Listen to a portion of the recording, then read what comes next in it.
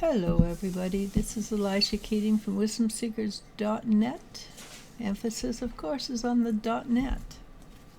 This is my logo, Phoenix Rising or Phoenix Rampant. Wherever I am, or Wisdom Seekers is, that's where you'll find the Phoenix. And today is for July 17th, 2023. It's a big day energetically. We have a new moon, which is very powerful. Astral Butterfly I read it this morning. It was saying there's a lot of moving into Cancer. It's a lot of Cancer energy, which is very powerful energy if you look at it. They act rather than react, and so they're quite often the go-getters. They are go-getters, etc., etc. So this is an energy of go-getting. This is an energy of not sitting on your laurels, but actually getting up and dealing with it. It's also the day that the nodes are moving from where they were to Aries, the North Node, and the South Node is moving into Libra. And if I understand it correctly, and I am not an astrologer, the North Node is the yes, and the South Node is the no. So the answer, so the problem will come up with from the Aries, the ram, the go-getters, another form of go-getter, and the Libra will go, oh, I'm not so sure about it, but the answer will eventually come through the Libra. And also, if this is true, I don't know, it just felt true when I listened to it. Because the nodes will last for about a year and a half, 18 months, in those signs. Those people who have cardinal signs, and I don't know them all. I know Libra, Capricorn. Libra and Capricorn are cardinals, and I should look it up. I really don't know what a cardinal sign is particularly, but it's a cardinal sign. You have to look up what cardinal signs mean, because I didn't. But that the cardinal signs are supposed to be on a positive roll, that good things are going to happen for cardinal signs. So let's hope that's so for cardinal signs, right? I just know that the 17th feels like a big energetic day, that from that day forward, people who've done a lot of energy work on themselves will find that things just start to move more in a roll. Are we at the end of the cycle, end of everything? No, we still have things to fight through or disagree with or stand up for, or just get rid of that hook within ourselves so that other people can get rid of that hook within themselves. It really is, energy is catching. You catch a spirituality more than you learn it, because it's a vibration. So you catch vibrations. So what else? I just feel that 17th is a big day, and hopefully it's a good day for everybody. So generally speaking, let's have a look at what I found. The first card comes up is Eight of Wands, and the Eight of Wands is good vibrations, right? It's being on top of the world, feeling high, being very happy with the situation, but grounded at the same time. And with your grounded, it makes things a lot more easier to deal with, because when you're grounded, you're not flipping here, you're not flipping there, you're grounded, and you can feel the energy going through, and you can choose which ones are valid for you, because not all energy is valid for you. This is what happens with people who are empathetic, have a lot of empathy, and they don't know how to deal with it. And a lot of people who are empathic and don't understand it, they do drugs, they drink alcohol to kill all the energy. Not everyone, but a lot of them, because they get all these energies in their mind and they can't let them go. They hang on to them for dear life. Well, a mature empath is going to take it in, go, not mine. Oh, okay, I see what's happening, and let it go. And when they say, I see what's happening, they are acknowledging what other people are feeling. They don't disrespect their feelings. And if they can help, they help. If they can't, they can't. And they let it go. They don't own it.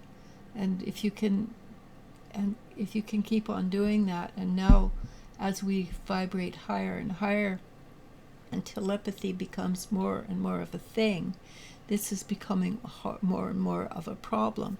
And you get information that comes in from strangers now who are similar vibrations, but maybe not, or but they could be lower vibrations, but there's still enough of a sync that they can pick up these information.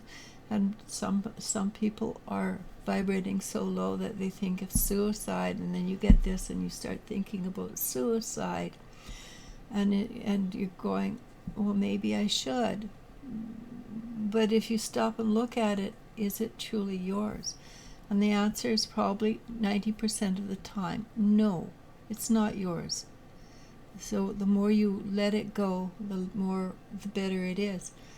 And there are certain people, unfortunately, or fortunately, because in the future it's going to be positive, who pick up things not just from humans, but from the energy around them, like places where they've been.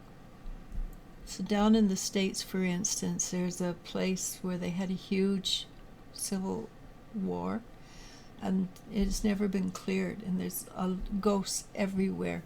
And you walk in there and you feel this negative energy because it's never been cleared. The blood seeps into the land, and it's there for a long time. And if you don't know better and you're empathic, you go into there and you get this negative, oh gosh, I feel really bad. I'm in so much pain. I hurt so badly. Well, it's not. 90% of the time it's not yours if you're in the place that holds this ground that has negative energy. And it can go back many years. It can go back before thousands of years. If something bad happened there that was put into the energy of the ground, it will affect you. So some places are also highly spiritual, and you go there and you're not ready for it. It'll affect you negatively. Some places are just the opposite, and they will affect you negatively. So grounding is the most important thing you can do for yourself, besides self-love, etc., etc. It's the loving yourself that makes it important. The day is not going to be, it will take a bit of work, but that's all right. Everything worth having maybe takes a bit of work. Very little comes to us that's worth having and that we appreciate without us putting a little effort into it. If everything's given to you, then you don't appreciate the same as if you work for it. The Two of Swords. It's a day of choosing to move forward with courage. It's a balance. Again, the balance, the grounding. You want to know where you're going and allow yourself to be that person and move forward into it with courage. Having courage doesn't mean you don't have fear. It just means you are going to do it regardless. And if you have an idea where you want to go, but not how you're going to get there, that will make it easier. And you can have a point by point by point way you're going to do it. And for some people that actually works. I've never seen it work, but it doesn't mean it doesn't. So if you have a knowledge of where you want to go, allow the universe to say, this will work better. It will take longer, but it'll be a better outcome. Just choose. That's the King of Swords. When it's not a human being, I read it as an energy. And it's an energy of choice, a conscious energy of choice. So you choose to do this. All right? The next two cards, they're not the same, but they're related. The High Priestess, which is coming from a higher vibration, knowing that, knowing what you see, it's going to, it's not worth working with certain people, for instance, if you know they aren't ready to hear you yet. So you can talk till you're blue in the face and they will not hear you. So the High Priestess has a reputation of being cold-hearted. It's not that she's cold-hearted, it's that she's waiting for the right time. And it might not be this lifetime, it might be 5 lifetimes in the future that the people or the energy is ready to hear. But at the same time, she sees things that other people miss. So if you allow yourself to be the High Priestess and don't go into, oh, I wish I could help them, but I can't, I'm battered and hurt because I feel bad. Well, you're not helping anybody by doing that. Just acknowledge that the energy is not quite ready yet to do that.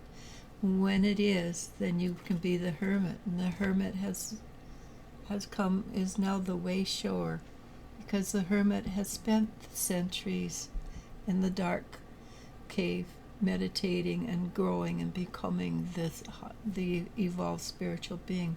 So now that person, that entity, is out and walking about and being the way shower, having the messages that when you're ready to hear it, you will receive it.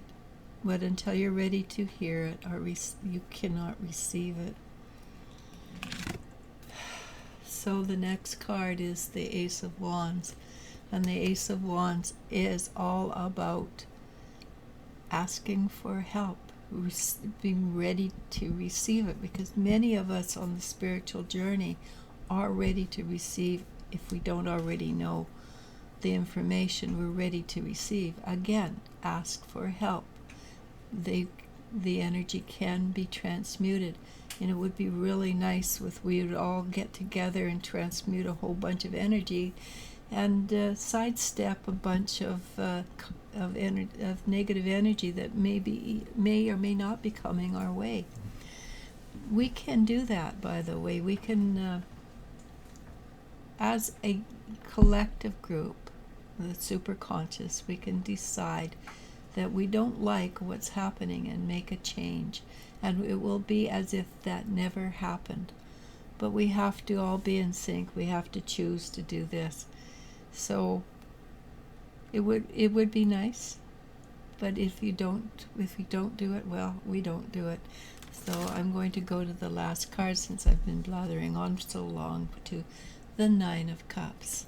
And the Nine of Cups we got yesterday, but it's part of my, let's do this, rah.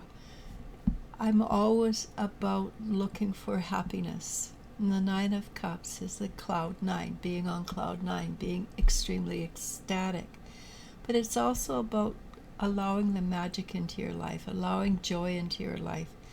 So make a wish, because it's the wish card. And I will always use the wish card as the last, because it is something that's fun and lighthearted. And we have the right to be in joy. We have the right to be lighthearted. It is a high spiritual vibration. So make a wish, make it fun. Namaste, namasko. I love you, and you I do love. Bye.